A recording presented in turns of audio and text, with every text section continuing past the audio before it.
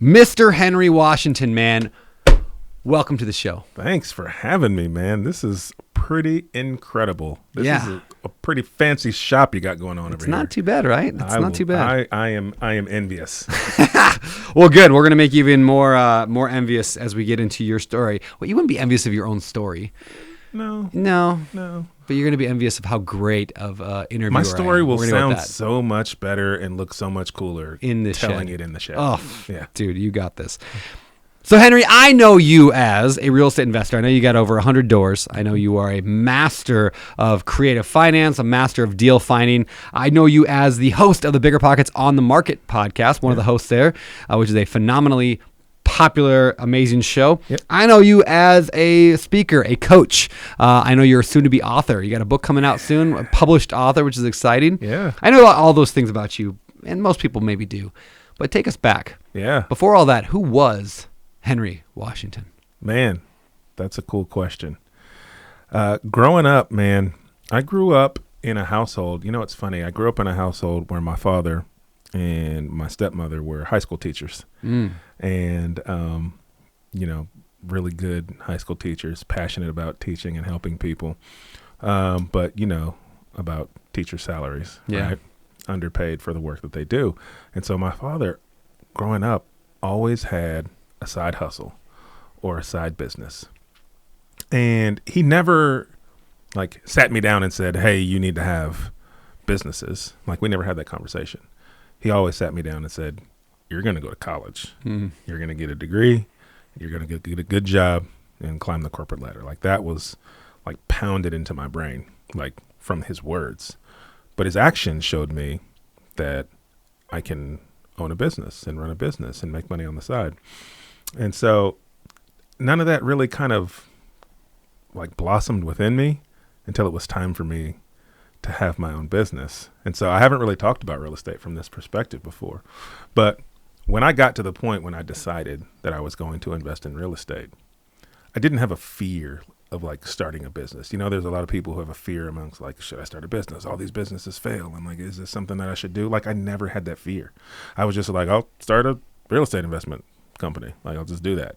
And I think a lot of that came from me seeing my dad run so many side businesses. He, when I was very, very young, he used to grow plants at home. He's got a green thumb. He would grow plants and flowers and things at home, and then he would pot them and then take them and sell them at the swap meet. So he'd get a booth at the swap meet and he'd sell them at the swap meet for extra money when I was very, very little. And then as I got older, he owned an arcade.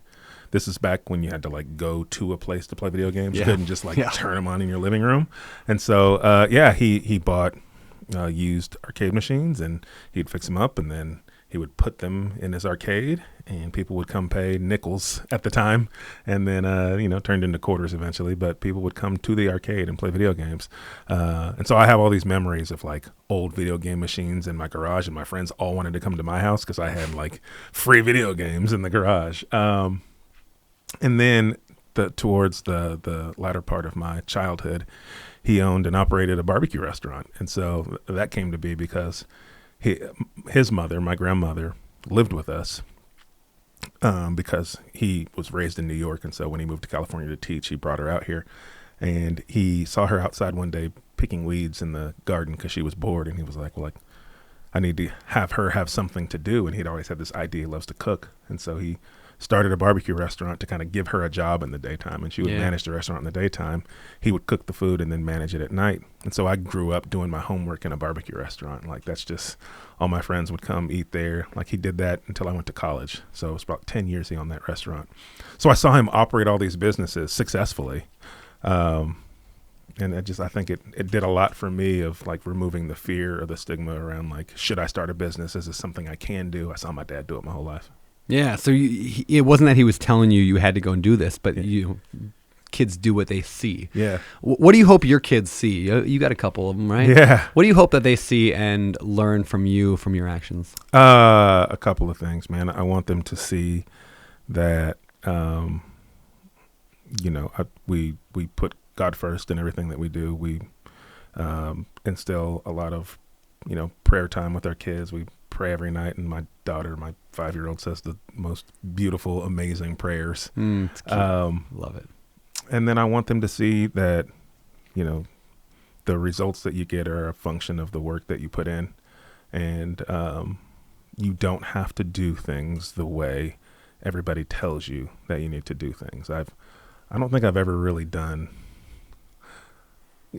said differently. I did the go to school, get the degree, get the job route, but I never really felt like, you know, people see themselves in retirement. Like I never saw myself retiring from corporate. Like I didn't know where I would be or how I would be there, but I didn't see myself as like, you know, a 60-year-old guy in corporate America. I just never had that vision for myself.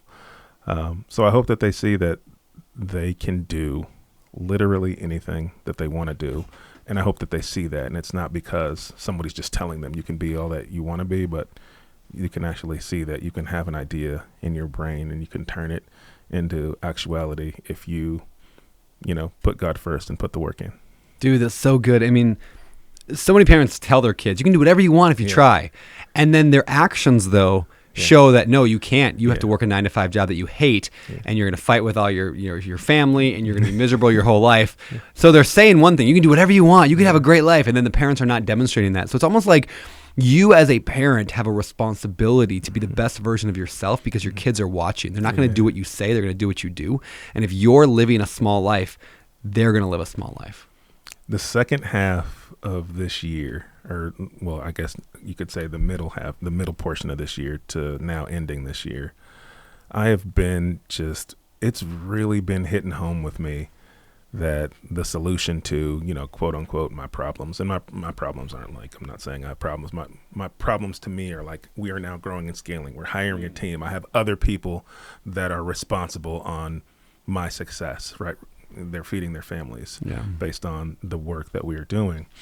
And now I've got these kids, and they're at the age where they're remembering things. Right? It's not like they're babies anymore. They're remembering 5 and almost 3. Yeah. And I'm just starting to see that, you know, I've always been an investor who has felt comfortable with what I've built. I've kind of just figured it out, right? And it's gotten me far to just say, I'm just going to go do some stuff, and it's going to work out. And now that I have so many people, so many little eyes watching that I want to have a positive impression on, and other people whose families are relying on my business to be successful, it's shown me that I have this responsibility to grow and scale. And before, I didn't feel that responsibility. I just felt like I'll do what I want to do, and if I don't want to do it, I won't do it. And I think there's still some aspect of that. I'm not going to do a business that I don't want to do.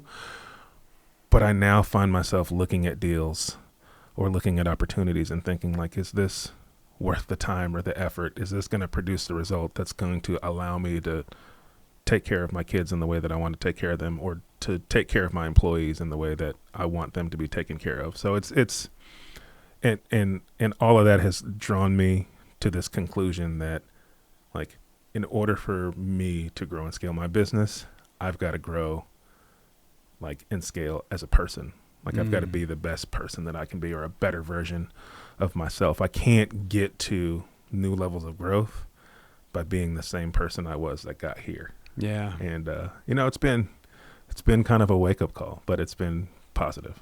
Yeah, dude, you know, when you talk about employees like that, a lot of people will say to me, and they probably say to you, like, when's enough? You know, we talk about that. I've talked about it a few times on this show, of people saying, when's enough? Because I get that a fair amount. Like, why do you need $1 billion of real estate? I'm like, I don't need $1 billion of real estate, but if I had $1 billion of real estate, I'm going to have hundreds and hundreds, if not thousands, of employees that put food on the table.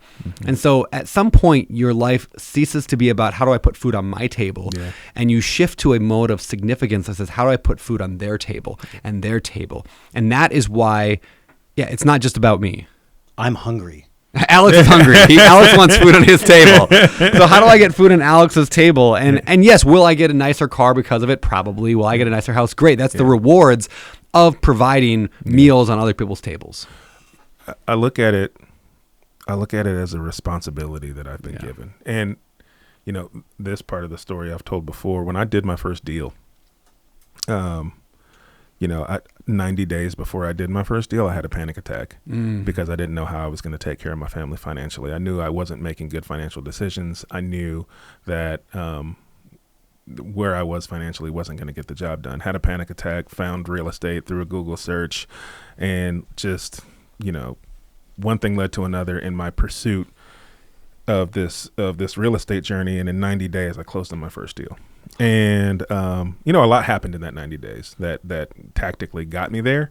But the point of that story is once I closed on that deal, and mind you, I bought this house 90 days before that. I knew nothing. I didn't know that normal people bought real estate. I just thought like rich people and corporations owned real estate. And so to go from that level of understanding to actually owning a rental property that was cash flowing, that I only had $1,000 in my savings account. So I only put $1,000 of my own money into this deal, and had bad credit. So like helped fix my credit in that time. And all of these doors and obstacles opened and got out of my way for me to be able to own this property. And the second I closed on it, the bank asked me, did I want to take a line of credit out on the equity in the property so that I could do more deals. And so I went from panic attack about money to owning a cash flowing asset that was paying itself and paying me. And then the bank gave me access to about $25,000 on a line of credit. So like freaking out to $25,000 on a line of credit, like it was just so mind blowing to me. Like I knew I found the thing that was going to take care of my family financially for the rest of our lives if I was going to be able to scale it properly. And the first feeling that I felt wasn't happiness. Like I was happy, don't get me wrong, but the feeling I felt in my gut was just this overwhelming sense of responsibility. Like I didn't think that God led me down this path of finding real estate and opening all these doors so that I could get to this first property so that I could have a nice house or a nice car. Like I just, like that didn't make sense to me. I just knew that he wanted me to share this with people. Like he wanted me to show other people that this was absolutely a possibility for them. And I've just kind of been on that journey ever since. And so I think like this is a part of that too. Like we've been blessed with this responsibility to be the best we are and do the best we can with our businesses because we get to employ people and take care of other people through the businesses that we create. And if we do it in a positive way and can, I pride myself on the kinds of people who work for me and the hearts that they have. I tell my wife, teases me all the time because it sounds funny. I tell her, I hire hearts. And if I can get good hearts around me, like I can teach you the how. Yeah. Right. But I want good people and that are employed by me. And then it just makes me want to work harder for them. So it's like this responsibility, because if they don't go work for me, then they go work for somebody else. And maybe that it's a terrible situation for them.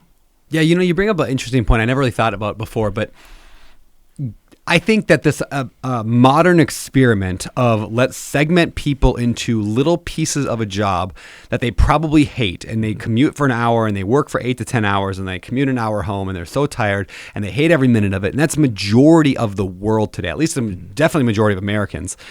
I wonder if like God looks at that and just says, like, no, this is not. And so maybe the point of us getting good at real estate and being good at educating people is not to get ourselves super wealthy and rich off of education, which many people can get wealthy and rich off education, but it's almost more of like there's a better way to life than just, and it doesn't be real estate. It could be entrepreneurship. It could be a business you love. It could be going back to blue collar work and like, being an electrician, whatever the thing is. There's more to life than the 9-to-5 cubicle, the drudgery. It's more to life than just having a job you don't love. And so it's like, I'm going to keep shouting that from the rooftops, whether I make a dime from it or not. We've been there to those jobs. Yes, absolutely. So I want to go actually a little deeper into that 90 days, what it took to get that property in 90 days. But before we get there, I want to jump into this week's show sponsor. Now, one thing on this show that we do is every week we bring out a sponsor or 2 or 3, but all the ad revenue from the show goes to a charity of your choice as the guest. So where should we throw the money from this episode? What breaks your heart, man? The charity that we are donating to, or we would like to donate to, is called Saving Grace NWA. Okay. And so what Saving Grace NWA stands for Northwest Arkansas. That's where we live. And what Saving Grace NWA does is provide housing and education and counseling to women who have aged out of the foster system. Yeah. Why does that affect you? Like, why does that matter to you? Yeah. People don't choose their parents, and my wife especially has always had a heart to foster. We haven't fostered yet. We've got our, our own. We're just learning how to be parents to our two young kids, but she's always had a heart for fostering. And my father was an unofficial foster parent. I don't know if that's a fancy way of saying illegal, but he was an unofficial foster parent. So what happened during my childhood? So right after right after my mother got pregnant with me, my dad had a really, really good friend who got into some legal trouble. He was a doctor and got into some legal trouble and had to go to jail. And his wife was on drugs, and they had two young pre-teenage boys at the time. And this guy called my dad from jail. And mind you, his wife is, about to have me. They're about to be parents for the first time. And he's like, Hank, I need you to go get my kids. They're living by themselves. And it was about 4 hours away. They were in Northern California. And so my dad had a choice to make, right? And he chose to put his pregnant wife in a car, drive 4 hours north to Sacramento, and pick these two boys up, put them in the car, and drive them back home and give them a place to live until who knows when, right? There was no end date. There was no contract. There was no, they didn't have anywhere else to go. And so he essentially raised them until they were seniors in high school, or one was a senior. I think one was a junior in high school. And then they went back with their dad when they could. Yeah. And that's a lot for a new parent. But, I always say, it takes a man to raise children, but it takes a hell of a man to raise somebody else's kids. Yeah. And, he did that, no questions asked. And so if they didn't have that, who knows where they would have ended up. And so there are people who are in the foster system, don't have comfortable homes. And if you age, everybody wants to foster babies or, toddlers or young kids. And there's plenty of people who don't get that opportunity. So they need help. Powerful stuff, man. Well, let's run the ad. Sorry for the interruption, but real quick, you've heard me talk about the Better Life Tribe before, right? But let me tell you 3 things you might not know about the tribe. First, did you know we have full-length, world-class, high-quality real estate investing courses available to all members, including the 2 most recent, Real Estate Investing Made Easy and How to Scale Your Portfolio. They're both taught by me. Number 2, did you know that only tribe members get to come to the December Better Life Summit? It's a 3-day conference in Vegas where we're going to be setting 2024 goals and doing some ridiculously cool activities. And third, did you know 100% of the profits from the tribe go to charities that fight human trafficking? I don't take a salary. There's no tax break for me. This is something I just feel called to dedicate my life to. And I hope you are excited about it like I am. If you want to in on these 3 things, well, guess what? You can't because the tribe is actually closed. Most of the year it's closed except for a very specific number of days. But if you want to get on the waiting list for when we open on those special days, go to abetterlife.com/wait. That's abetterlife.com/wait. All right, dude. So let's get back into real estate journey a little bit. Like a lot of the shows we've done on this podcast have been loosely around real estate. I'd love to tie in a little bit more heavily because you are, one of America's foremost experts on educating people about real estate. I will take that. Yeah, dude. So I can't pass up a time to but I want to go into your 90 days. You had $1,000 to your name. Yeah. You're like, I have to do real estate. Even if I could backtrack a step before that, why did you even choose real estate? There's a million options to make money in the world. Index funds, or you could do entrepreneurship, open up a McDonald's franchise. Why did you choose real estate? What appealed to you? Yeah, it resonated with me. And I don't have a super, sexy answer for why. When I was in the midst of that panic attack, I literally Googled ways I could make extra money. I was looking for side hustles, anything that was going to produce extra income. And a couple of things happened. I kept seeing articles from BiggerPockets because that was the heyday of the forums, right? That's when everybody was super active on the forums, and I was seeing all these forum posts, and I was like, this is just regular people. I didn't know this was a thing. And real estate resonated with me because I've always been interested in it. From a retail perspective. I was the guy, my wife and I, we would go to open houses that we had no business going to, right? For houses we could not afford, just because we liked seeing the insides of people's homes. If it was still today, if there's an open house in my neighborhood, that I live in now, we go to it. Yeah, literally we did this 2 weeks ago. That's awesome. So it there was a sense of comfortability with it because I just liked it from the retail side. The second thing is I ended up landing on a TEDx talk during this panic attack when I was looking. And this TEDx talk was titled How to Design Your Dream Life Through Passive Income. And I don't know if you know this, but if you're having a panic attack about not making money and you see a video called How to Design Your Dream Life Through Passive Income, well, you watch that video. Yeah. And it was this video was by it was like at the time, this guy, I think he was 20 something years old. He had about 26 doors in the UK. And he was saying, hey, I built my financial freedom through real estate, but the whole point of the goal was just the concept of passive income, which was new to me at the time. And he was like, look, you don't have to be a bajillionaire to retire. He was like, you just need to figure out what it costs you to live each month and then find some passive income stream that pays you that much. And then you can choose to work or not.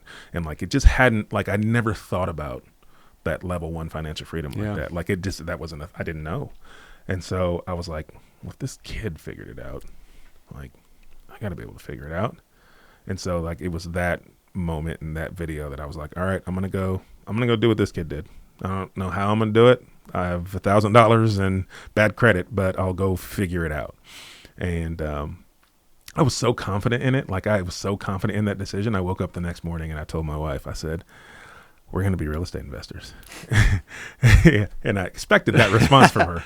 I expected that laugh from her, but she said, okay. And looking back now, my financial plan up until this point was to spend all of our money and then try to live off credit cards until we got paid again. If I came to her with an idea that was like, we're going to do something that's going to make money, she was like, yeah, let's do that. Please, let's do that. So she was supportive from day one. And I think that made my journey a lot easier. Because when I came to her, we bought our first house using a 401k loan. And so I didn't have a 401k to loan from because I wasn't smart with my money. And so when I learned about the concept of like, you're able to leverage a 401k and borrow from it and then use that borrowed funds to buy property that then pays you and pays back the loan, I was like, yeah, let's do that. So I had to go to her. She's the one who had a 401k. Oh, funny. And I was like, remember when I woke up in the morning and said we were going to be real estate investors? Well, we need to borrow $20K from your 401k to buy this house. And without hesitation, she said, all right, let's do it. Had the money in like a week. Where does that trust from your wife come from? She like, she's foolish. I have got her fooled. Is where that comes from. I don't know. We've always been brutally honest with each other, just as we were getting to know each other. We married. I was later in life, I guess, than most people get married for me. And she had been through a couple of relationships that didn't work, quote unquote, the traditional way. And so, when she met me, she said, I want to do things different with you. Just the way I was doing it before isn't working. And so we waited till we got married to have sex. And like that wasn't a thing for me previously, or, and so all of these things that were different, we just approached things different. We were honest with each other about, we would call it like just being brutally honest with each other about our past. And I think that just built a lot of trust. And it just, I'm lucky that she had no reason, Brandon, to trust me financially. I gave her zero reason to be like, yeah, we should do whatever you say financially. Guy who doesn't have savings and spends all his money. But I made this point on an Instagram video recently. When men do what they say they're going to do in other areas of their life, it transfers over to all areas of your life when it comes to your spouse, right? So when you continually tell your wife you're going to take out the garbage and then you don't, and then you go to them and say, I want to invest in real estate, or I want to open up this bookstore, or I want to write, be a speaker, you've already destroyed the trust that may have been there at the beginning, or maybe was never built at all, because you've shown them that you are a liar. I mean, to put it bluntly, right? Yeah. And so whenever I hear men say, or women say, that they suggested real estate or suggested some thing that seems kind of crazy, and they were immediately like, yeah, let's do it, it's because I believe like you built up a circle of trust in there, right? And that brutal honesty, it says like they can say, look, I know this person like well enough to know that if they say they're going to do something, they're going to do that thing. And therefore they're more okay with it. So what I said in this video is if your spouse or your significant other is not okay with you getting into whatever venture you want to do, it's because you most likely you have somehow hurt that trust in the past, and you need to look very hard at whether or not you're lying to them in other areas, even small areas of your life. I'm going to be home at 10, you're home at 11, or I'm going to do the dishes tonight and you don't, or I'm going to give you a back rub tonight and then you fall asleep. You build that trust. No, that is powerful, because that's 100% true. I think you have to follow through on especially little things. My dad was big on, as a man, you stick to your word. And even if, by the time it comes to you cashing in on what you said, it doesn't seem like something you want to do, you still got to do it. And so I think I learned a lot just from watching him and how he operated. To take that one step further, I once heard, actually, I think it was at BiggerPockets conference a few years ago, David Osborne was speaking, and he talked about integrity and the idea that integrity, when you have a pattern of trust with your spouse, you build up that reputation of integrity, and so they believe you, and then they support you. He said that the same thing applies to yourself and your subconscious. If you continually tell yourself, I'm going to go to the gym, and then you don't go, and you continually tell yourself, I'm going to go, eat healthy tonight, and you don't, you are telling yourself that you should not trust yourself and that you are an unreliable person. And then when it says, I'm going to go and invest in real estate, that's why you don't go and analyze deals and you don't go make offers, because you've already stopped believing yourself. And so there's no it's like personal integrity. It's like this subconscious self-fulfilling prophecy you're living out. It's what it is. And so not just doing what you say you're going to do to those people around you, and to your kids especially. Like I want my kids to, if I ever say something, I'm not perfect at this, but then my goal is if I ever say I'm going to do something, I want my kids to see me do that thing, no matter what that is. Because I want them to say, oh, that's what a man does. And so I want Wilder to look at me and say, that's what I want to be. And I want my wife or my daughter to say, I want to marry someone like that someday. And we'll never be perfect in that parenting. That's the goal, man. Absolutely. All right. So you got that first deal, used a 401k loan. For those who don't know, can you just explain, like, how does that work? So you can borrow against your 401k, right? A lot of people know you can cash out a 401k, right? And then you pay these fees and penalties and things. But you can also borrow against it, like take a loan out. So you can take a loan out up to a percentage of it. I don't know if it's like 75 or 80% of what's invested in your 401k. And so you can borrow against that money, and your employer will typically take the payments from you automatically out of your paycheck each month. And so you're paying yourself back with interest, because there's an interest tied to it, but it's your money, so that interest goes to you. So if you borrow those funds and buy a good deal, and then that deal cash flows, well, essentially your cash flow is paying off your 401k loan, and you're making some money. What was that like, getting that first deal? I mean, did that shift your identity? Did that confirm what you'd already known? Like, what was that like? Oh man, it was freeing. It was freeing. Aside from that sense of responsibility I felt, I also realized that my goals were way too small. From up until that point, my wife and I, we had written down our goals for this real estate investing business, and our goals were to buy one property a year for 5 years. And then if we liked it, we would do that again. And after 10 years, we would have 10 properties to help supplement our retirement. And after we bought that first one in 90 days and realized how powerful this was, and saw that, access to that line of credit to repeat the process, we were like, no, we got to rewrite these goals. We did 5 deals our first month. Wow. 5 deals the first month. Dude, that's amazing. It reminds me of, there's a famous quote that says, people tend to overestimate what they can do in a year, but completely underestimate what they can do in 5 to 10 years. In your case, you just underestimated both. You just blew by the first. How did you get 5 deals right away like that? So as part of that 90-day process from the decision to when we actually bought the property, I didn't know how to invest in real estate. Like, Brandon, when I tell you I didn't know how, like when I got the lead for my first deal, I got it through word of mouth, because part of that process was I just told everybody I was an investor. I'm a firm believer in the like God gives you, like the world gives you what you put into it. Like if you put out what you want, you will get the things that come with that. And nobody was going to believe I was an investor if I didn't. So I just started telling everybody that I was a real estate investor. I didn't know how to do a deal. I didn't have any of the things that would make you think I could do a deal. Bad credit, no money. But I said, I'm just going to tell everybody I'm an investor. Like I'm speaking this thing into existence. And a buddy of mine heard that I was doing that I was buying property, and he called me and I was like, hey, somebody said you're buying houses. And I was like, yeah, I'm buying houses. Absolutely. He was like, well, I got to sell my house. And he's a good friend of mine. So I knew what house he was talking about. He was like, I got to sell my house because we rented it to a guy from church, and he's heavily involved in his church. And so he let a guy from church live in it, just covering the mortgage. He moved into some property on the church, and then they were trying to expand this property for the church. And so he needed to sell the house in order to get the money to help the church buy more land and property. And there was a time frame around that. And so he was like, dude, I got to sell in 30 days and I need this much money. He was like, I don't care what my house is worth. I will sell it to you for $114,000 as long as you can close in 30 days, because that gives me the exact amount of money I need to go do this deal for church. Can you buy it? And I was like, yeah, yeah, I can buy it.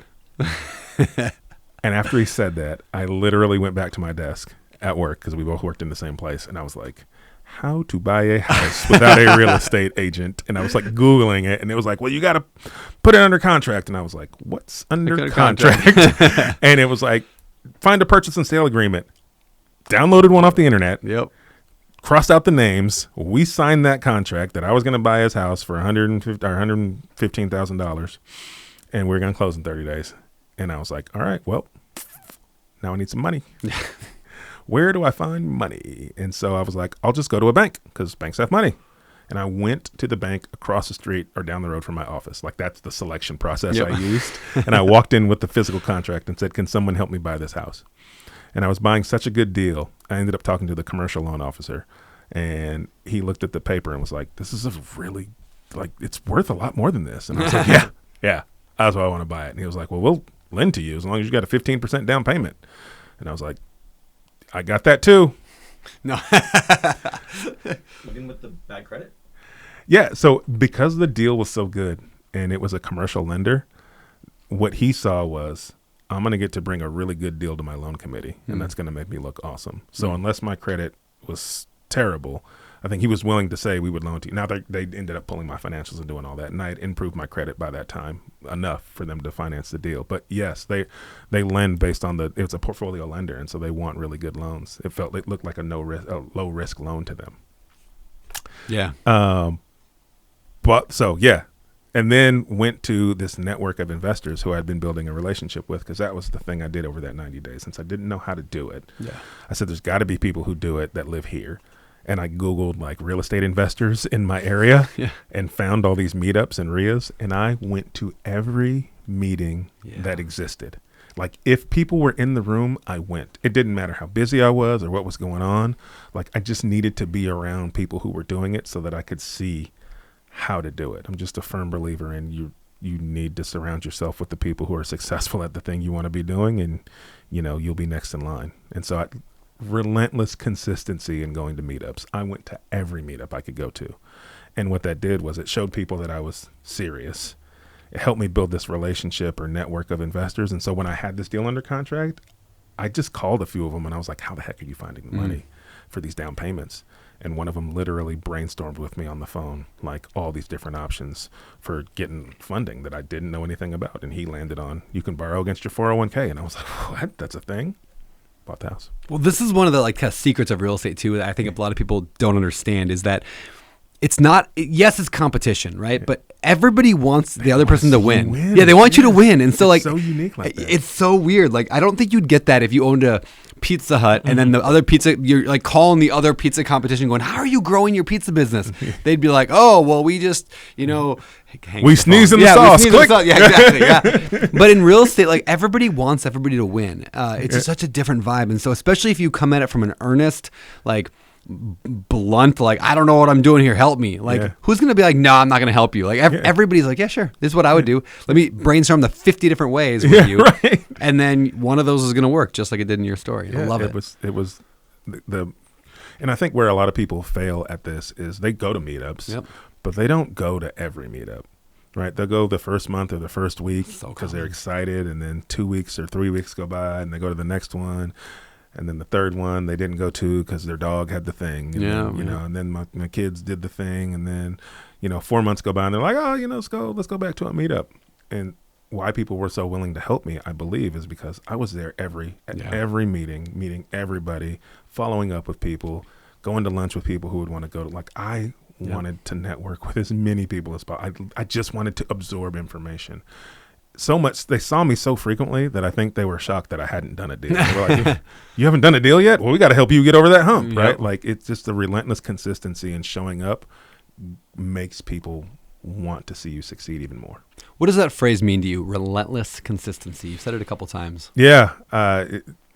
For me, it's the key to success, right? It's most businesses have been around for a while. Like, they've been a thing. Somebody's done it, right? Unless we're talking about like crypto or something, like, it's probably been around for a while. And I think I've learned that the true difference between people who are successful and people who haven't found success is just that the successful person relentlessly, consistently pursued whatever that thing is. And so I always tell my students, like, congratulations, you're a real estate investor. What's cool is we know this works. It worked before I was born. Yep. The only thing that's going to set you apart is you have to relentlessly, consistently pursue your approach. And so we try to get people to put the blinders on, focus on the thing that's the most important, and then don't stop until you get success. So it's going to cost you money, and it's going to cost you time, and it's going to be hard. And I don't think people talk about how difficult of a journey this is enough, because it's hard. It'll smack you in the face and make you want to quit. I mean, I had a moment like that upstairs at your house, At my house, right now today, where it's like, oh, why am I doing? Like, but you just can't quit, man. And so for me, relentless consistency means that you're going to pursue until you get the results that you're looking for, no matter what. Like, no matter how much money you got to spend, no matter how much time you got to put in. It's obviously there's some guardrails you need to put up within reason, but I think people quit too early. What are some of the tips or tricks that you've used to stay relentlessly consistent? Yeah. Simple stuff, man. I don't know, man. I try not to overcomplicate business too much. And so for me, I try to write down, obviously you write down your goals at the beginning of the year, but not only do I write them down, but I try to write them down daily, at least the things I know I'm trying to accomplish, like right in front of me, or the things that I know are super, like the most important goals. And so I write them down every day, and just something about putting pen to paper and being repetitive about doing that. It's like, it's, and I know we're talking mindset, and I tell people, a lot of people think mindset is this frou-frou thing that, like, you just say it and it happens. It's not that. Like, mindset to me is a mental tool that helps you remain physically disciplined. And so if you're continuing to write something down every day, it's like you're training your brain to help you take the actions that come along with getting that result. And so I make sure that I write my goals down, and I'm looking at them. I post them everywhere. And so my goals are like in front of my desk at home, in front of my desk at work, in my shower. I've got sticky notes in my shower, and I'll write ideas and things in my shower. But seeing them posted everywhere keeps me focused on it. And I've also learned that, like, a lot of the times I don't have to know, like, I say this with real estate, but it's hard to think about in other areas of my life. Like, I don't need to know how I'm going to get to something when I set the goal. Yeah. And I think a lot of people want to have it all mapped out, and then they go, all right, that's how I'm going to get to my goal, and they write their goal. And so, like, for me this year, one of my goals was I want to lose 100 pounds. Like, I need to be a healthier version of myself. No idea how to do that. Like, sure, I have some idea, but I haven't been that successful at it so far. But I just forced myself to write it down every day and then figure it out, like the actions. And so I did. I started to work out more, and I started to eat better. I went to my doctor and started talking to my doctor and got on more of a health plan and got on some medicine that helps. And all of these things combined have helped me. I'm 65 pounds down now. That's awesome. Hopefully I'll hit the 100-pound goal. But even if I don't, like, the change that's made in my life just by writing that down and then letting that writing it down drive my actions to be more toward that goal has really changed my life. There's a great quote, and I'm going to butcher it. I don't remember who it's from. I think it's Henry David Thoreau, but he said, like, the purpose of a goal is not to hit the goal; it's to become the kind of person who could hit that goal. Yeah. And I've always loved that concept that, like, goals are important. At the Better Life Tribe, we talk a lot about goals and goal setting, but then we always boil the goals down to, like, what are the actions you got to do to get there, and what are the habits. So, like, this year, I might not hit all the goals that I wanted for the year, especially like around physical, but I'm going to the gym 4 to 5 times a week now. I've never done that in my life. I've never been 9 months consistent at the gym. Like, that's the longest I've ever been. And so I am becoming, that's why we actually do something called identity-based goal setting. It's less about what I want to have, like I want to be this weight, and more about who I want to become. And I literally wrote this down like a year ago. I want to become somebody who enjoys going to the gym. Because I've never enjoyed it. I want to be somebody that enjoys going to the gym. I want to be somebody who is a real estate investor, not with a number of units. I just want to be, that's my identity. I want to be a real estate investor. I want to be an entrepreneur. I want to be a leader. Now from that, we can extrapolate down goals that give us very clear direction. But that's who you want to be matters. That's, that tracks well. I'm sitting here in Maui. Normal me would have saw this as a vacation or a break, right? And that meant I'm not going to go to the gym. I've been to the gym almost every day since I've been here, right? Awesome. It wasn't even like, I didn't even think about not going to the gym. And it's just, things are different.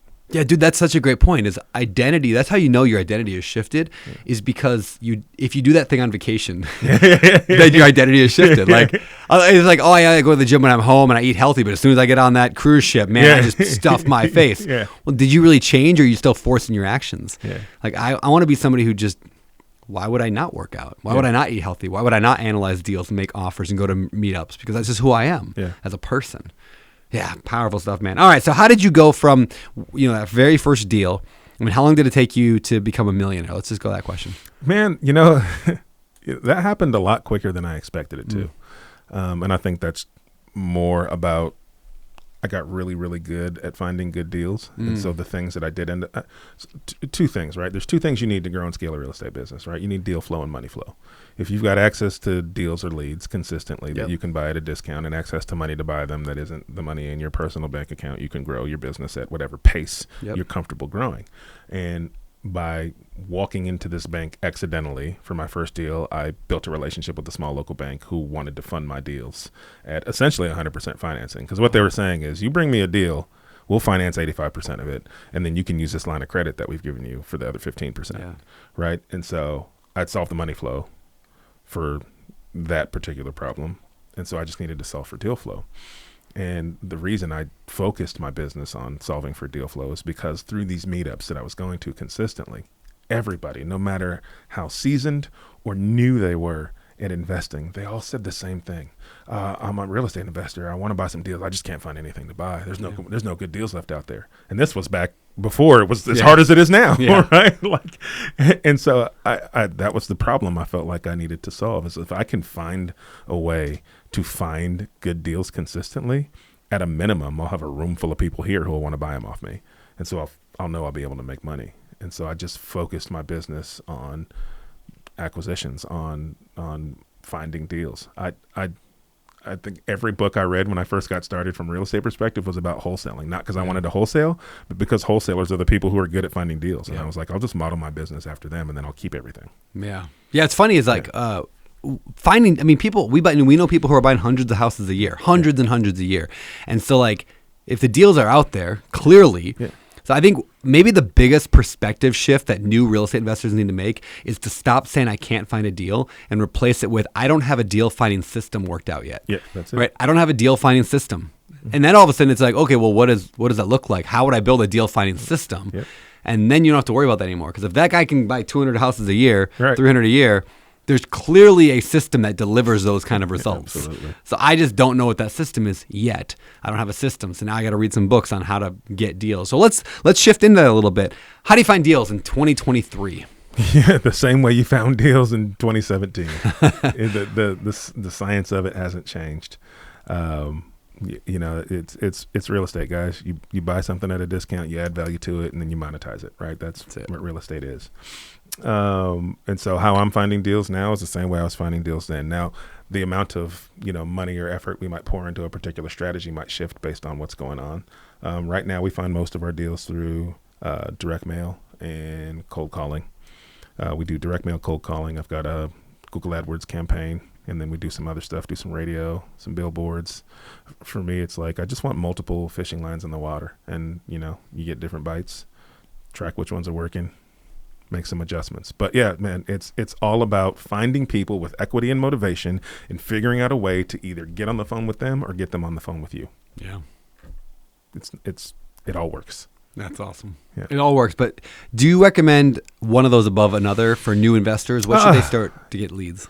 Yeah, for a new investor, you're either going to spend time or you're going to spend money, right? It doesn't matter, new or experienced. To find a good deal, you're going to spend your time to find it, or you're going to spend your money to find it. So if you're a new investor who's got a busy 9 to 5 and you make a decent salary and you don't have the time to put in to really hustle and find what I call the hustle leads, the free leads, then you're going to have to spend some money.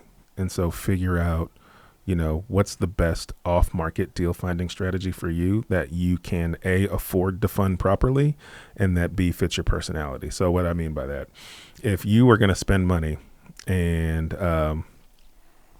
you're going to send direct mail, but you only got $500 to send direct mail, that's probably not the best. You're not going to send enough mail that's going to generate you a deal, right? You need to do enough research to figure out, like, in your market, how much mail do you really need to be sending to get a deal? And if you can afford to pay that, it's a decent strategy. It takes some time to get there.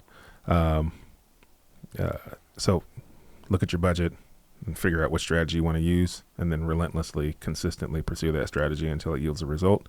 If you are a person who doesn't have the money, but you've got the time that you can put into the hustle, there's tons of free places to get leads. It's more about, are you going to do the work, analyze every lead that comes across your desk, make offers on every deal that comes across your desk, and then follow up with those sellers or those agents. Like, that's where the real work is. Like, people get leads all the time. Like, a wholesaler will send them something, or an agent will send them something, and they'll go, it's probably not a deal. And then they don't do anything with it. Well, did you really analyze it in depth? Did you figure out, it's not a deal at what they're asking, but what price point would you be willing to buy it for? And then did you make that offer at that price point, or were you too scared to make that offer because it was so low and you didn't want to have the agent do that for you, or you didn't want to reach out to the seller and do that for you? So you really didn't work that lead to its fullest potential.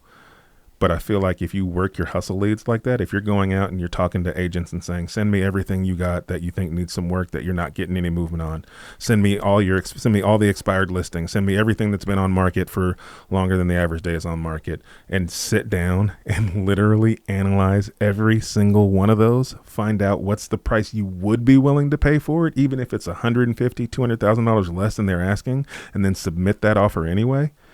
Most people don't want to do that because the 99% chance it's going to get rejected, and they feel like it's a wasted effort. But if you're going to hustle and find leads, that's the kind of work you have to do. Is the BRRRR strategy dead in 2023? Absolutely not. Absolutely not. I have to say that, Brandon, because I'm doing a BRRRR boot camp right now. Oh, nice. How does BRRRR work in 2023? You know what I love about BRRRR is it forces people to become fundamentally sound real estate investors for it to work. Yeah.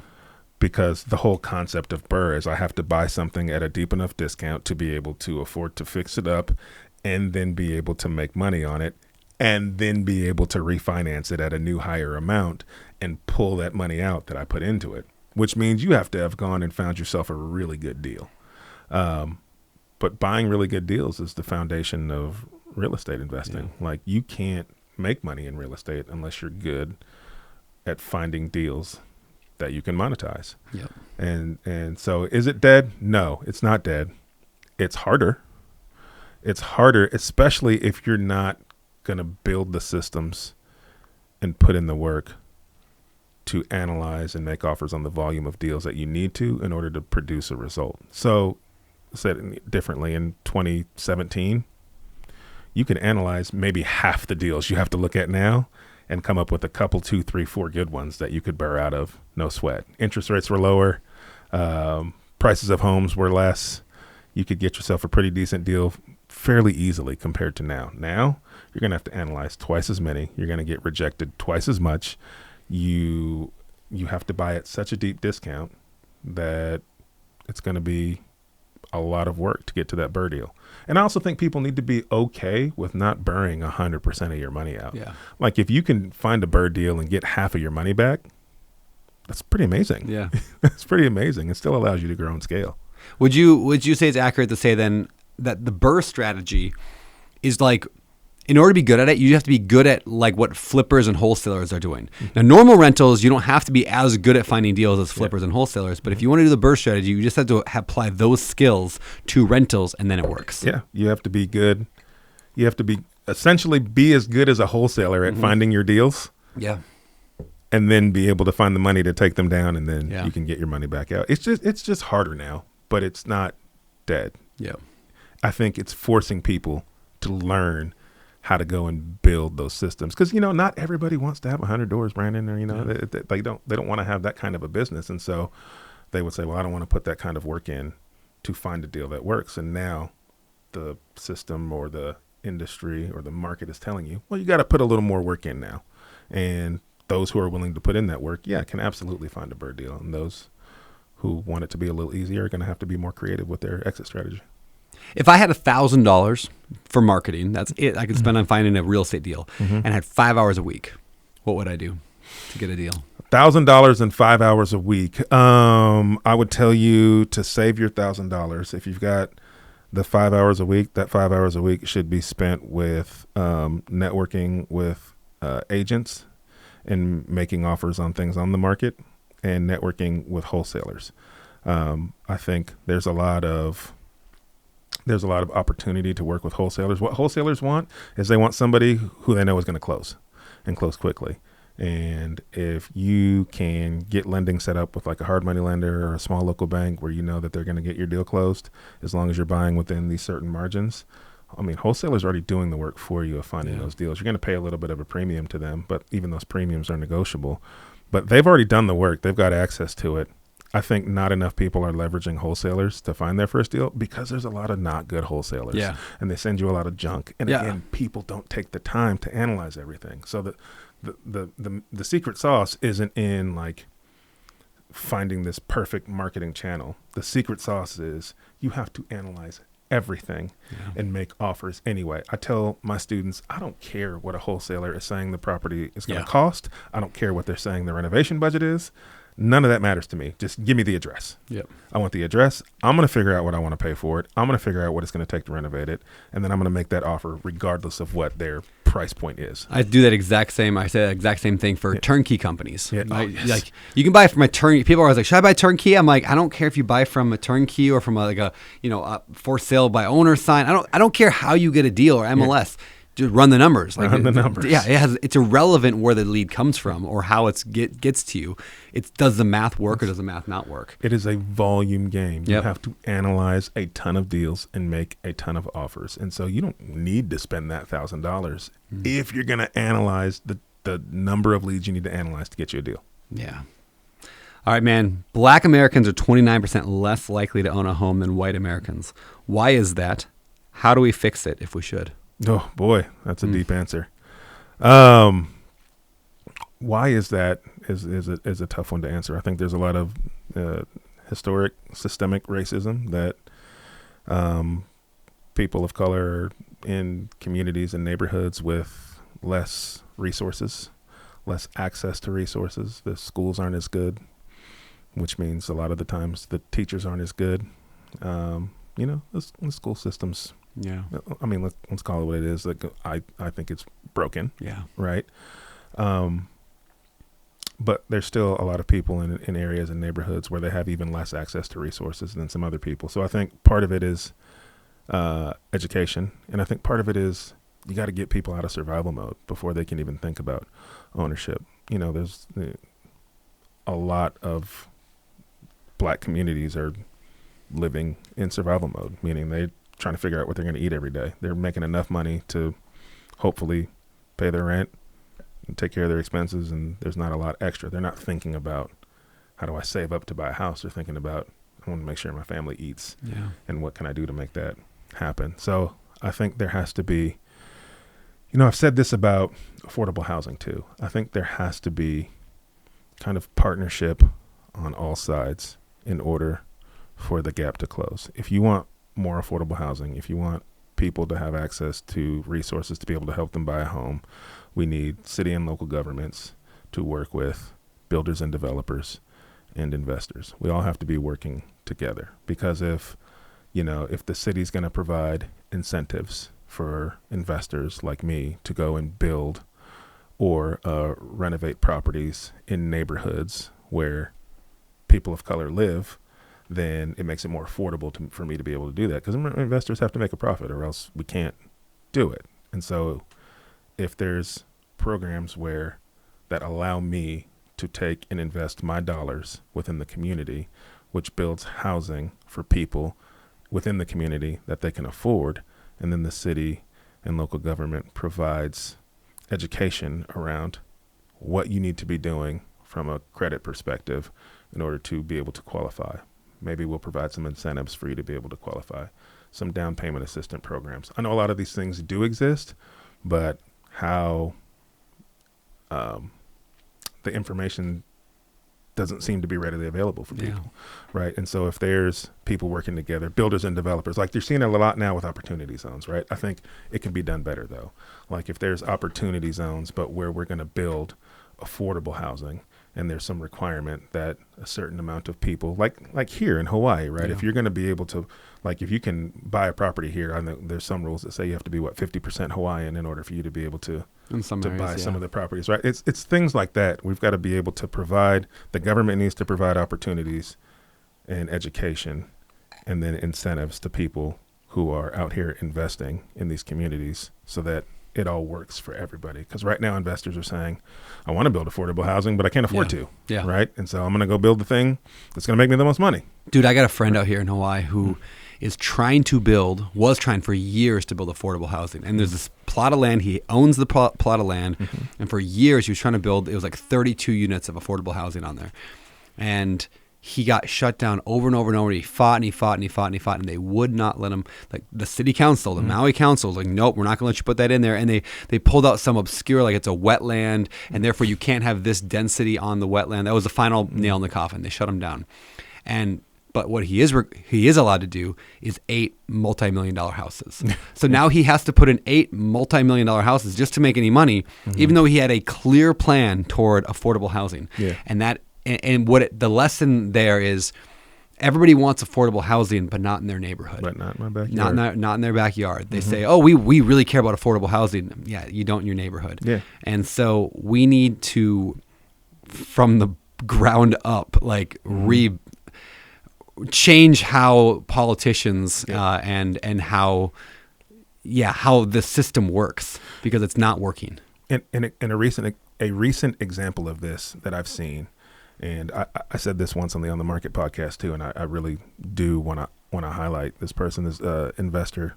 His Instagram is Mr. Booker T, and so his name is Booker T. Washington. He built an affordable housing community in the Atlanta area, and so he built it in a community that was predominantly black. He built houses. They were just above tiny homes. I forget what they were called at the time, but it's like micro homes or something like that. So they were like 600 square foot to 800 square foot-ish, like that size. They were really nice, modern finishes. He built it on land that was there that had essentially been abandoned. So the city wasn't bringing in any tax revenue on it. And so he went and he found this land that the city wasn't making any money on. And he put together this plan to build this affordable housing community. And so because he built these micro homes, he was able to sell them at a price point that would allow people in that community to afford to buy those homes, and their mortgage payment would be less than what the average rent is for that area. And it was a win-win all the way around, because now the city is making money on the land.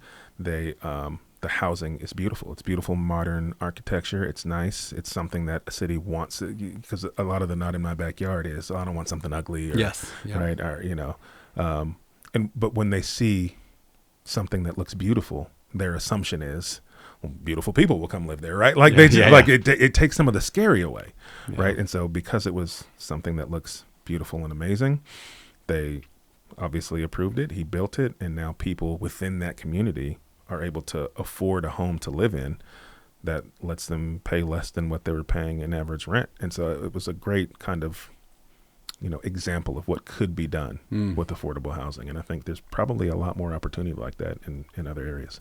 One thing we're trying to do here on Maui, try to help, we had the fires, a little while back, and it just decimated, an entire town, or several towns really. But one thing we're trying to help with the solution, we have a group of people, we have a nonprofit, Makai.org, and part of our kind of focus is saying, how do we use ADUs, like, smaller, houses, 600 to 800 square feet?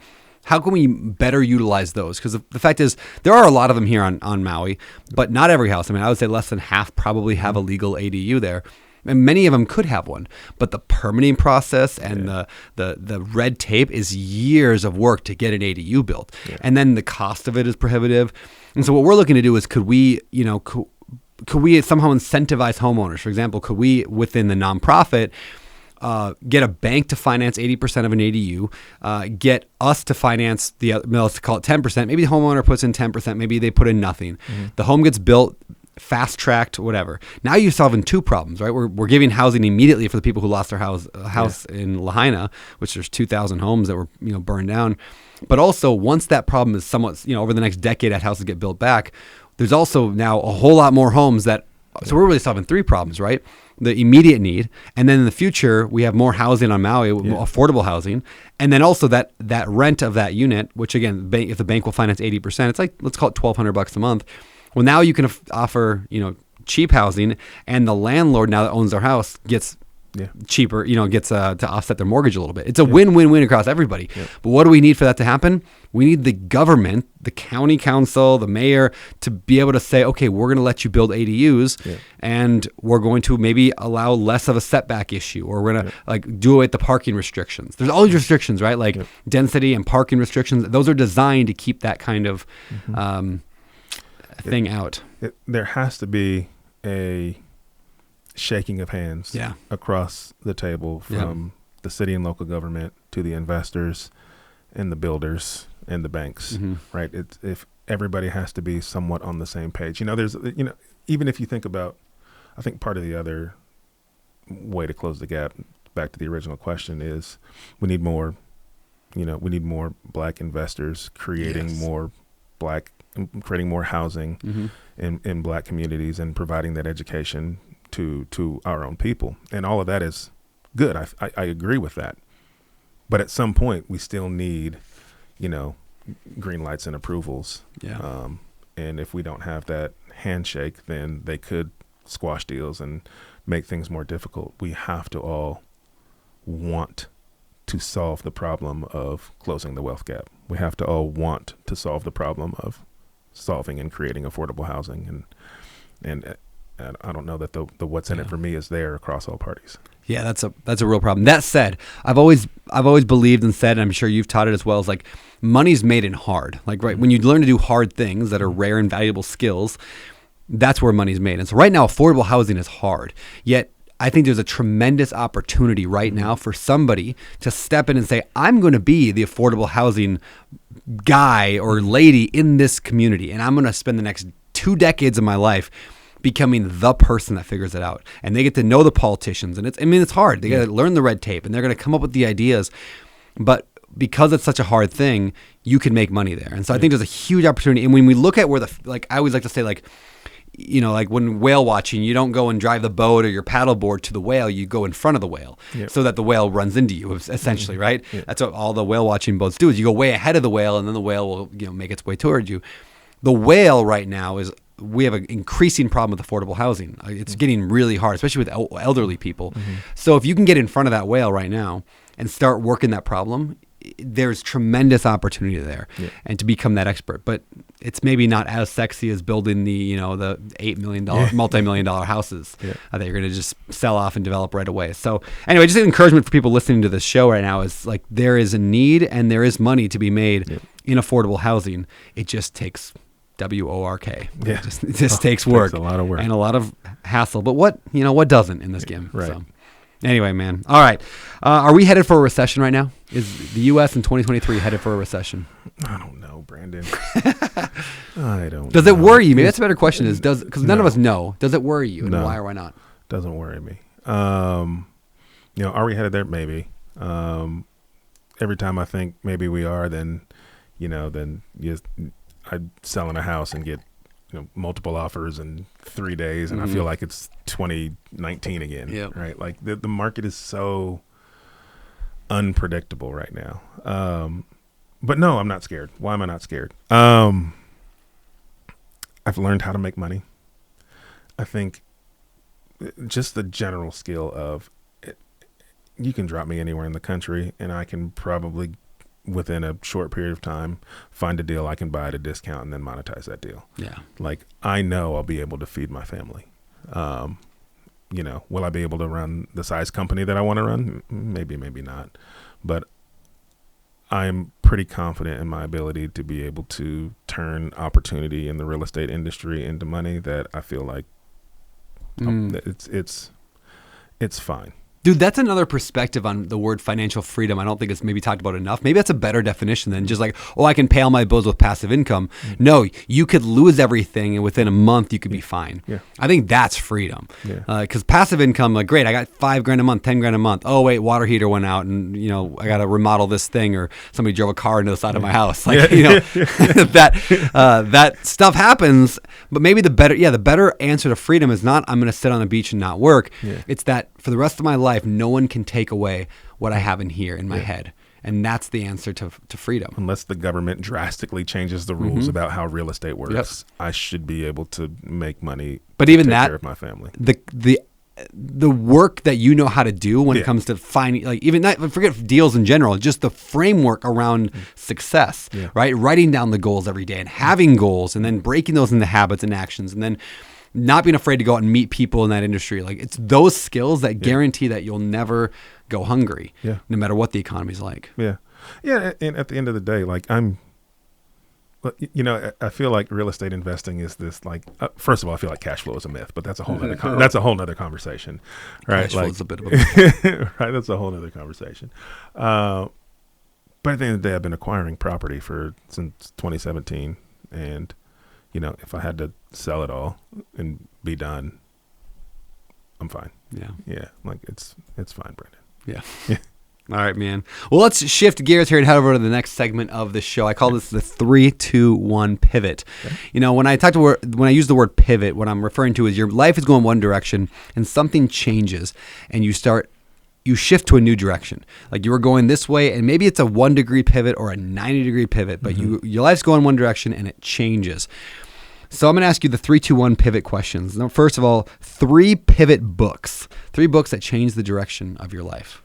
Yeah, I mean, everybody knows Rich Dad Poor Dad, but in all seriousness, that's how I found the book was funny. So when I had that panic attack, and I decided I was going to be a real estate investor, I didn't know what to do. I only knew one person who was like a broker, and she had talked about real estate investing before. So I went to her. She worked at the cubicle next to me, and her name's Kanisha. I said, "Hey, I want to do real estate investing." And she was like, "Oh my gosh, yes, let's go to dinner." And like, we went to dinner and she brought like a physical box of books to dinner. We ate at Red Lobster, and she goes, "Pick a book, just pick any book. I'll let you read it. Just return it to me when you're done." And I was like, this one.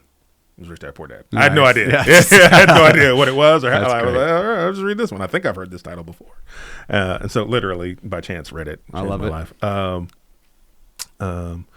The second book I would say that changed my life pivot-wise was The Richest Man in Babylon. So I read that one right after Rich Dad Poor Dad, and it just kind of the immediate action that I took was I just started to save 10% of my income, pay yourself first. Like, I just never, like, I'd heard you should save 10% before because of tithing and all that, and just it never clicked with me.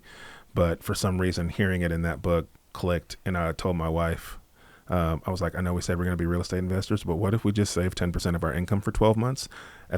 After 12 months, even if we never buy a property, like, look at how much money that is. Yeah. And she was like, all right, let's do it. And so that's what we started to do. I love it. Yeah. All right. Richest Man in Babylon, Rich Dad Poor Dad, and The third book, Paulo Coelho. The Alchemist. The Alchemist, yes. Yeah. The Alchemist.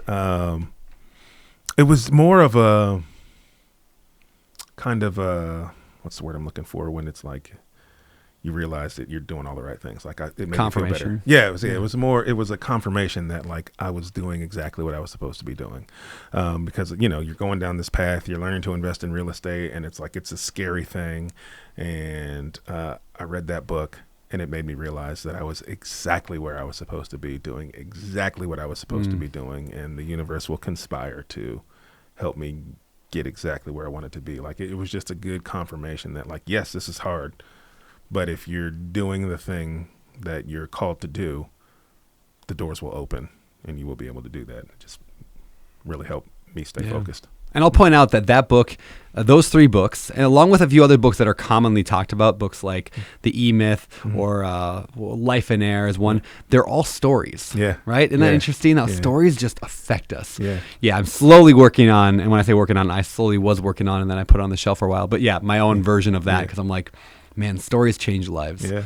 Yeah. So, You know who's good at that? Writing like that? who's that? Rich Fetke. Fetke. You're right, dude. Yeah. Rich Fetke. Yeah, that book. Yeah, What's he's his my book hero. called? It's The Wise Investor. The Wise Investor. Yeah. Yeah. Legit. Yeah, because it's a story. It's a great story. You're like, oh, I get it. That's great. All right, so those 3 pivot books, awesome. Next, 2 pivot people in your life. People have changed the direction of your life. Yeah, these are easy for me, man. My father. He was really good at telling me what I need to do and then just kind of letting me figure it out on my own. So like he would plant the seeds, and then at some point life takes its course and that seed has blossomed, and I go, oh, that's what he was talking about. All right. He taught me how to be a man and let me go and make my own mistakes. But the toughest decisions that I've ever made and the best decisions that I've ever made have been because of a seed that he's planted. The one of the first pivot moments for me was, after I graduated high school, I went to junior college. I went away to junior college and then did a lot of playing basketball and partying and not a lot of schooling. And so I got the hook and got got yanked back home.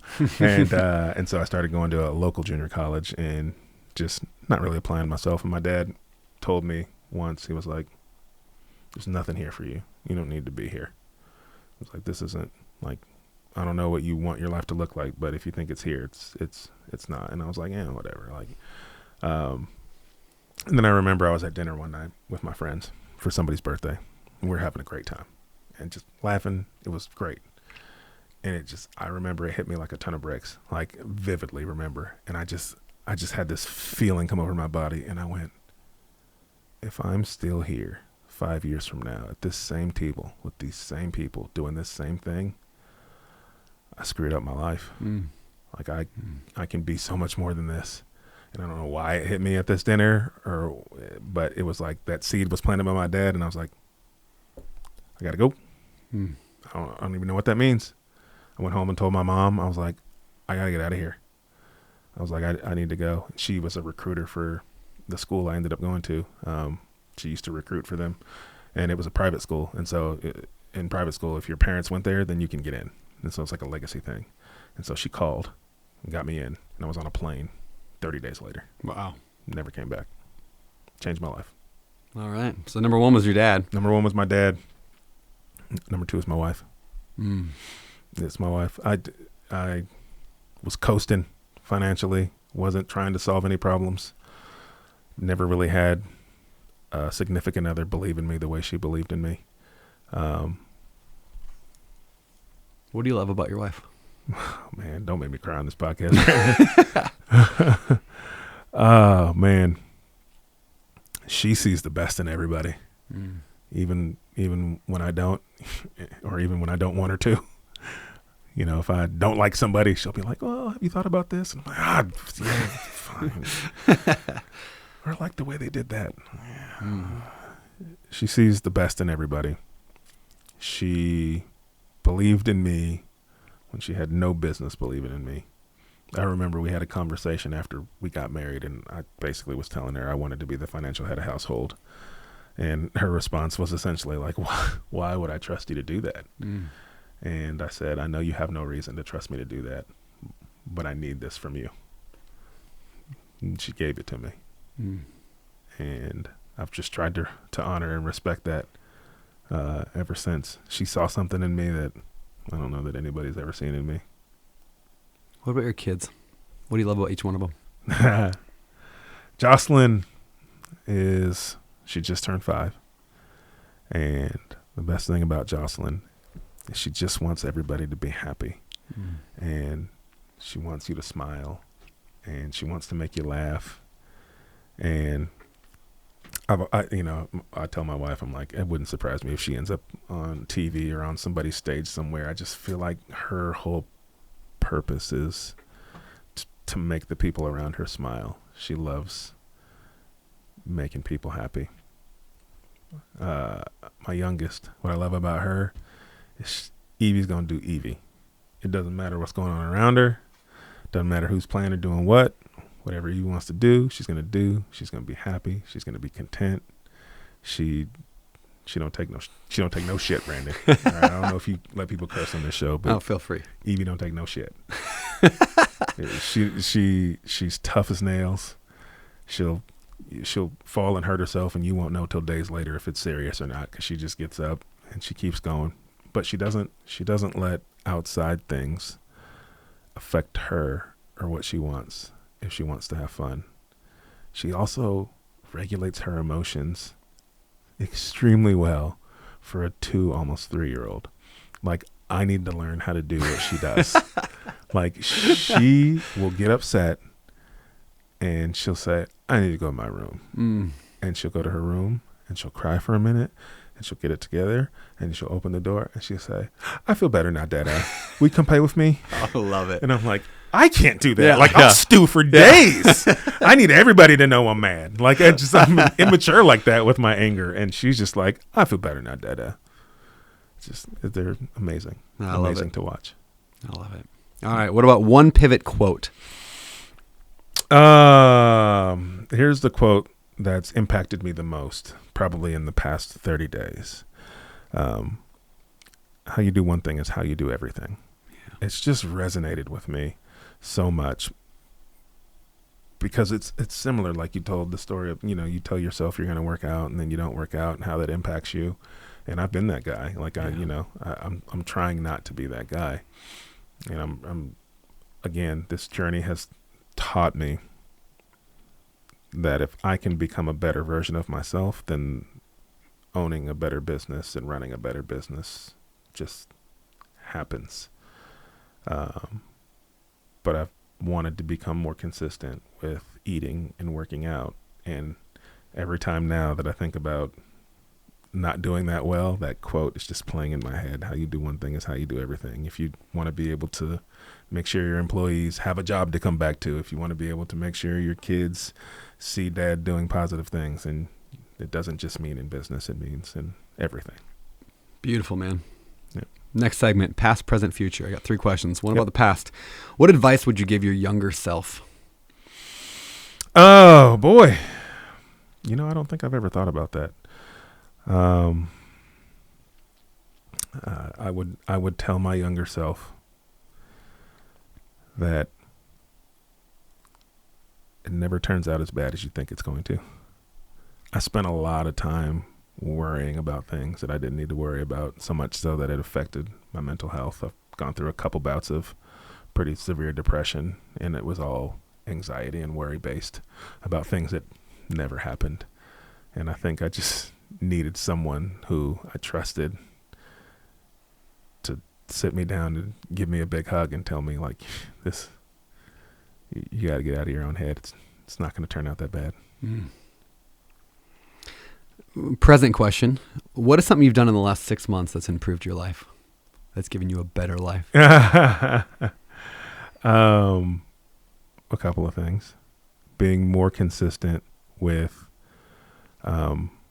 working out. And that's come because I've been more forgiving with myself about when and how that happens. I think we all have this idea in our head about like what working out means. It means I need to get up at the same time every day and go to the place and do the thing. And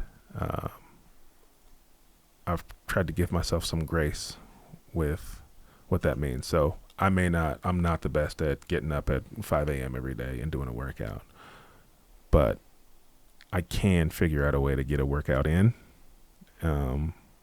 within my day. And if that means I put on my, Oculus goggles and do a workout on there. Dude, I love that. I do. I love Oculus workouts. Or if it means I go it's so fun for a walk.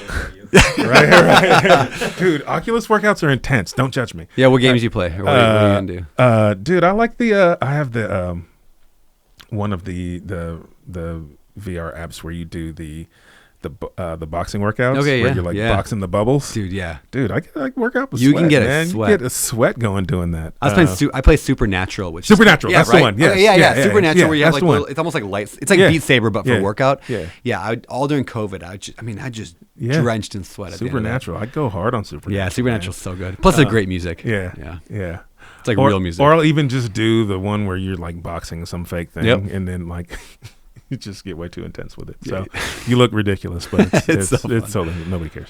But giving myself grace with what a workout looks like. Like I don't have to go to the gym to get a workout in. I can do it on the Oculus. I can go outside and go for a walk. And so I kind of wrote down all these things that I would allow myself to count as a workout. Yeah. Just so that I'm doing more and I don't have to do it within this certain time frame. Just needing to get it done. And I think that's helped me stay more consistent. I hired a kind of a health coach, naturopathic doctor guy. I think he's actually a doctor, but naturopathic guy. And when we first started, he was like, I just want you to do this one workout. And he gave us a list of workouts for both my wife and I. Yeah. And it was 8 minutes long. That was it. It was just it was like, do like one set of push-ups, of like 8 push-ups, and you're done with that. And then move on. And I want you to do 4 squats. That's it. It was so simple. And I'm like looking at them, I'm like, come on. I mean, I go to the gym regularly, but what I've learned is like, he does that. He doesn't care if you're working out. I mean, he doesn't care how you're working out. Yeah. He wants to get the rhythm and the habit of working out. And so I have another friend actually talks about when he doesn't want to go to the gym, and he's like, I'm not feeling good. I'm not feeling right. He's like, I just tell myself I'm going to go to the gym and do one set. One set of something. Doesn't matter. I might just go do one set of arm curls and I'm going to leave. Yeah. Of course, when you get there and you do the set, you're like, all right, well, I'll do another set. And then pretty soon you're at a 45-minute workout or an hour workout and you're like, okay, I did it. Yeah. But sometimes you just got to do, give yourself some grace. Yep. Show up. All right. That was great. You said there was a couple things you've done. One was more consistent workout. Anything else you want to add to that? I was sitting here trying to think of what that was because I did have a second thing. Yes. Give myself some grace. And then the other thing is to be more intentional about being present at the time I have with my kids. Yeah. And so just my wife, we talked to an older couple one day. I don't remember even the setting, how it came about. And she asked her what's her advice for raising kids. And she said, say yes more than you say no. And I thought, what a simple thing, but so true. We say no all the time to things because we're the parents and we're trying to protect and mold them into these, people we want them to be. But like sometimes they just want to play, and you're like, you're busy, and like you say no because you feel like you got to work, but you probably don't have to go do that thing right then and there.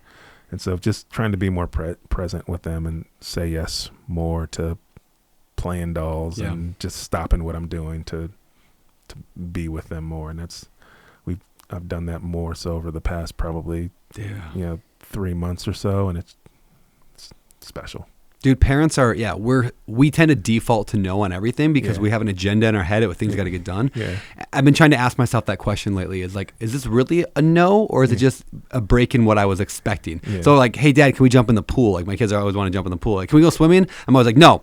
And they're like, why not? And I'm like, I don't know because I don't want to go down there and you're gonna go in the pool and then you're gonna beg me to jump in with you and then I got to go take a shower afterwards because I'm all full of chlorine. I'm like, these are always stupid answers. Like, like what was I going to do instead? Go scroll TikTok? Like, right, I mean, like, Yeah, so just I'm trying to like doing the same. I'm trying to say, how do I say yes? Or even if it's like I'm in the middle of something, I can say yes for a minute, and that usually fills their cup enough. It's like, okay, I can't play with you right now. You know, I could say I can't play with you right now, or I could say, yeah, I can play with you for a minute, but then I got to go back to work, and they're like, okay, and I play for a minute, and I get up and go to work, and they're 99% of the time, it's like that's all they needed. I'll be working at my computer at home, and my daughter will come in and sit on my lap, and she'll see him on my computer, and she'll be like, let's look at mermaids. Yeah. Right. And then I'm like, and I'll be like, just stop my thought. And then but just do it. Yeah. And then we Google image search mermaids, and we look at the cool mermaids. Yeah.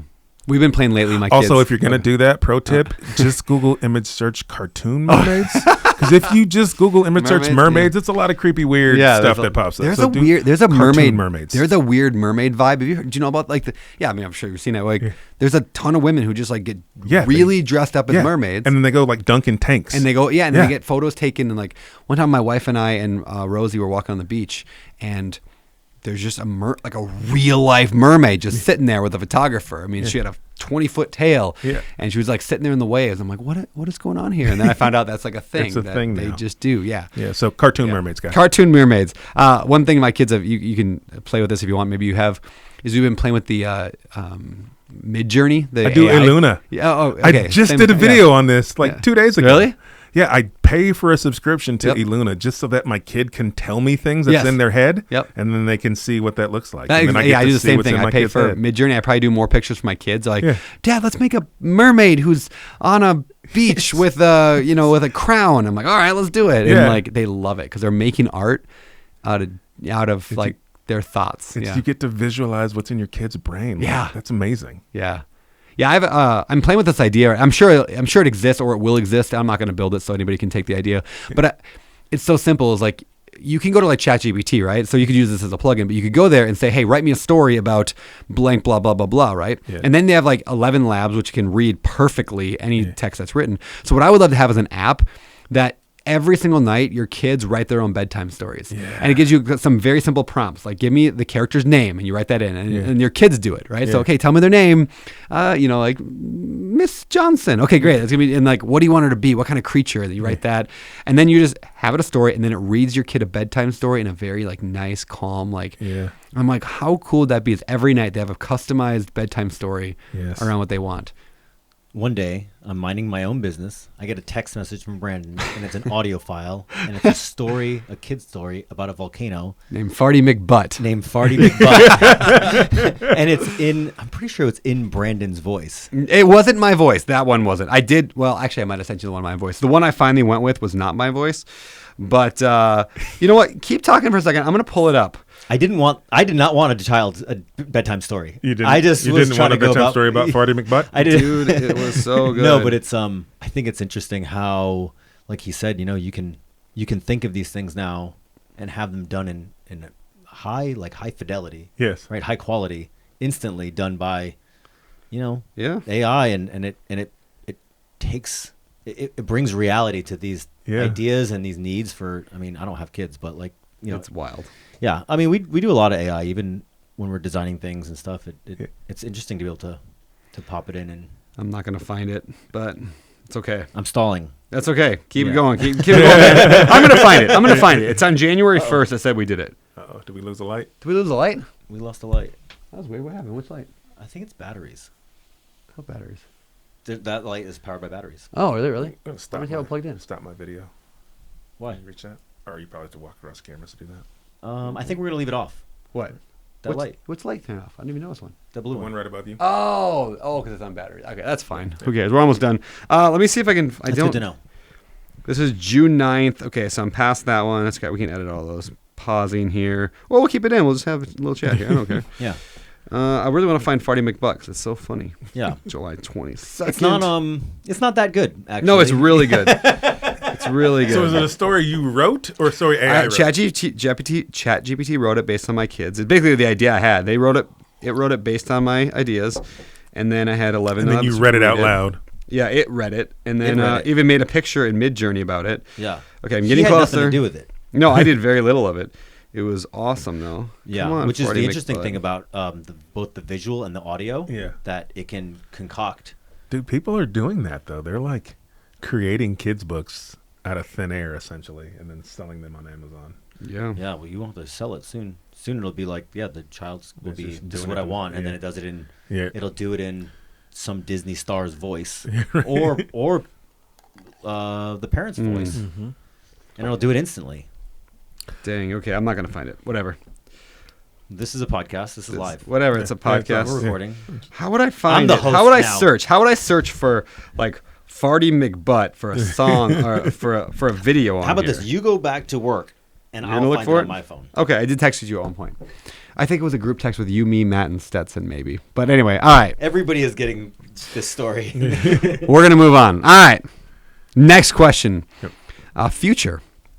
What do you want your legacy to be? Or another way to phrase that is, what do you want people to say about you after you die? Wait, did you find it? I got it. Oh, that quick? I'm way better at Yeah. How'd you find it This so is why you quick? pay me. All right, let's put it up to the microphone. Land, there lived a volcano named Mount Farty McButt.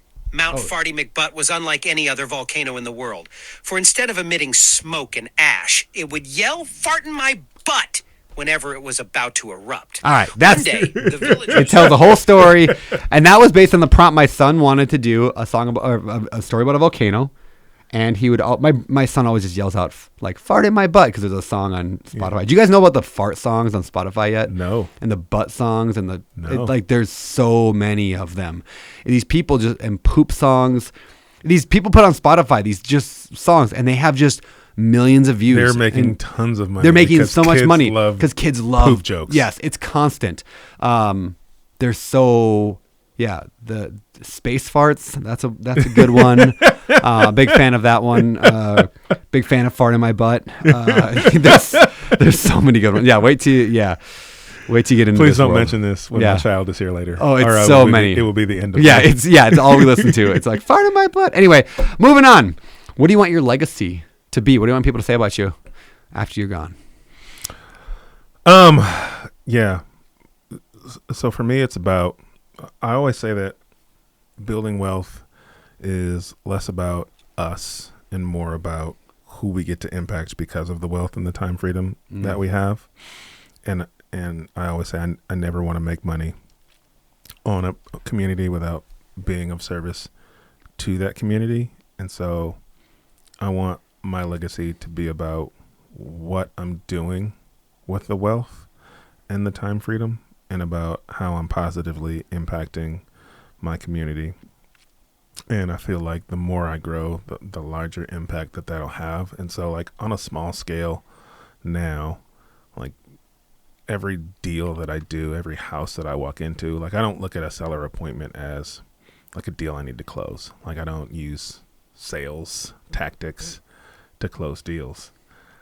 I just truly try to be of service. And what I've learned through these multiple seller appointments I've been on is a lot of the times I'm able to help solve the problem without buying the house.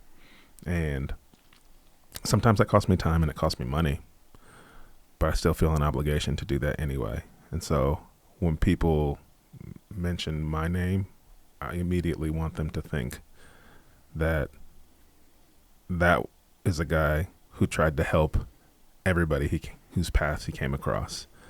Like, I don't want them to think that he was some real estate mogul with hundreds of doors.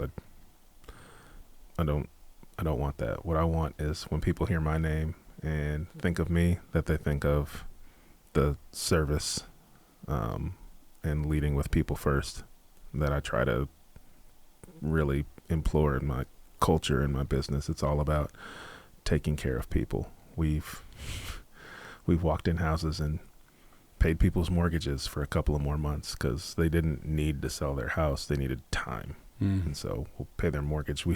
A guy was wanting us to make him an offer on his house so he could fix his car so that he could continue to go to work every day. He needed to sell his house. He needed a car that worked.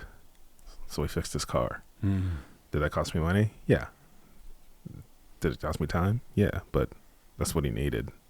He didn't need to sell his house, so we didn't try to buy it. We just tried to solve the problem. So I just want people to think of me as a person who cared about people that he didn't know and wanted to try to help everybody that he could. It's beautiful, man. Yeah. All right, final questions of the wrap up. What are you excited about? I know you got a book coming out. Yeah, I do. I have a book. I'm definitely excited about the book coming out. What's it called tentatively? Real Estate Deal Maker. Tentatively, that could change, but so far that's what it's called. Do you have a publishing date yet, or approximate? I don't. Okay. I don't. Well, I do, but I don't know what it is. Yeah. So I'm going to pretend that. Probably winter, I'm guessing. Is that coming up? I don't know. Yeah. I don't know. Wow. February is the date that comes to mind, but I could be wrong. Feels about right from what I've heard. Yeah. So yeah, definitely excited about the book. I'm excited. Honestly, I've never really been excited about growing or scaling my business. I've kind of been comfortable. I don't even know if comfortable is the right word, but I've always been a guy that says like I don't need a house flipping business that flips, hundreds of houses a year. Like when I set my goals every year, I typically have the same amount of goals for doors and flips each year because, I didn't feel like I needed to grow beyond kind of where I was, and all that's changed, I think, in the last 6 to 12 months as I've hired people and felt the weight of responsibility of wanting to make sure that they're good, and then started to realize that you've been chosen to do this. I need good people to help good people. Yeah. And so I feel this now more than ever is this responsibility to grow. So I'm kind of excited for what that looks like in the future and where this is going to go. Like I never intended, I didn't expect to be here, right? But it wasn't my plan. It was God's plan. I met you. I don't even know if you know this. I met you at the BiggerPockets conference, like the first real one they did in Nashville. That was a while ago. And I met you because I accidentally got the dates wrong and I got there a day early. Oh, funny. and you were there early. And so I saw you standing in line at one of the coffee bars and we chopped it up, and I told you, I think at the time they had just started the Rookie podcast. And I was like, hey, if, I kind of told you my story, and I was like, they need somebody to come on the Rookie podcast. And you're like, no, you have 30 doors in your first year. You should come on the main show. And I was like, okay, cool. And I was like, I'm never going to hear from him again. And then sure enough, a couple of months later, I got a call and got to do the main show with you and David Green. And I remember being terrified. That was the second podcast interview I'd ever done in my life. Oh, funny. The first podcast I'd ever done was a very small show. So it was just, to go from that to that being my second podcast interview was crazy. But part of that, again, I try to add value to people and be of service to people. And so I kind of stayed in contact with Kevin and tried to add value to him over time. And that led to me being able to now be a part of the BiggerPockets community. And none of that was on my plan. I just wanted to provide a life for my wife that I didn't feel like I could do before, and all that's got me here in Maui talking to you. So it's I'm excited for what my business is going to look like in 5 years. I love it, man. Yeah. All right, where do people find out more about you? Instagram's the best place. I'm at the Henry Washington on Instagram. The Henry Washington. Yep. Or you can go to www.cuattheclosingtable.com. Ooh, fancy. All right, dude. Appreciate you. You're a rock star. Thank you. Thank you, bud.